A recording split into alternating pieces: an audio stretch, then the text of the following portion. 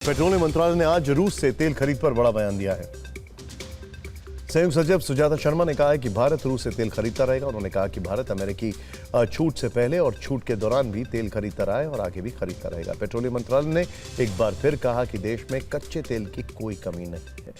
वित्त मंत्रालय ने बैंकों, बीमा कंपनियों और वित्तीय संस्थानों को सर्कुलर भेजा है जिसमें यात्रा खर्च कम करने और इलेक्ट्रिक वाहनों को अपनाने का आग्रह किया गया है। मीटिंग में परामर्श भी ऑनलाइन करने को कहा गया है। सर्कुलर में कहा गया है कि सुझाए गए उपाय तत्काल प्रभाव से लागू किए जाए। पश्चिम एशिया में जारी संकट के बीच प्रधानमंत्री मोदी की अपील के बाद ये कदम उठाए गए हैं। 5 देशों की यात्रा पर गए पीएम मोदी नॉर्वे पहुंचे हैं।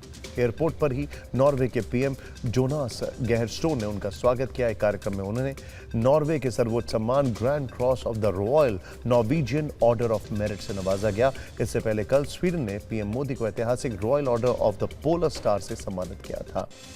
नीट पेपर लीक पर जारी हंगामे के बीच शिक्षा से जुड़ी संसद की स्थायी समिति ने एनटीए अध्यक्ष और दूसरे अफसरों को तलब किया है। उन्हें 21 मई को समिति के सामने पेश होने के लिए कहा गया है। स्थायी समिति ने एनटीए में सुधारों के साथ पेपर लीक मामले की समीक्षा करने का फैसला किया है। कांग्रेस नेता वीडी सतीशन ने आज केरल के 13वें मुख्यमंत्री के रूप में पद संभाला। तिरुवनंतपुरम के सेंट्रल स्टेडियम में एक भव्य समारोह में उनके साथ 20 सदस्यीय मंत्रिमंडल ने भी शपथ ली। 6 दशक में यह पहली बार है जब केरल में पूरी कैबिनेट ने एक साथ शपथ ली है। इस समारोह में मल्लिकार्जुन खड़गे, राहुल गांधी और प्रियंका गांधी के साथ कांग्रेस शासित राज्यों के सीएम भी शामिल हुए। नक्सलवाद के गढ़ रहे बस्तर में सुरक्षा छावनियों को सेवा केंद्रों में बदलने का काम शुरू हो गया है। आज इसका शुभारंभ गृह मंत्री अमित शाह ने किया है। इस मौके पर उन्होंने कहा कि भारत पूरी तरह से नक्सलवाद से मुक्त हो चुका है। नक्सलियों के गढ़ से विकास की डगर निकल रही है। सीबीआई ने यूपी के मुजफ्फरनगर से पुलिस के साथ मिलकर शुभेंदु अधिकारी के पीए की हत्या मामले में राजकुमार नाम के एक अभियुक्त को गिरफ्तार किया है।